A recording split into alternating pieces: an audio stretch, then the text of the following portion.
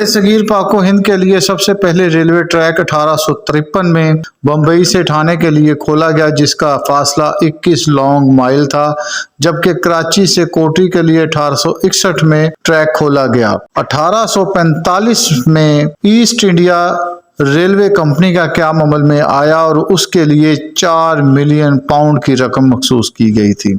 East India railway company के पहले managing director Rowland McDonald स्टीफंसन थे। इस बात का तखमीना लगा सकते हैं कि सबसे पहले रेलवे स्टेशन बम्बई में, जबकि पाकिस्तान की हदूद में कराची में बना। हिंदुस्तान के टोटल ट्रैक की लंबाई 82,210, जबकि पाकिस्तान में 7791 लॉन्ग माइल है, जबकि हिंदुस्तान में 7349 और पाकिस्तान के अंदर 625 रेलवे स्टेशन है। देखते रहिए वार।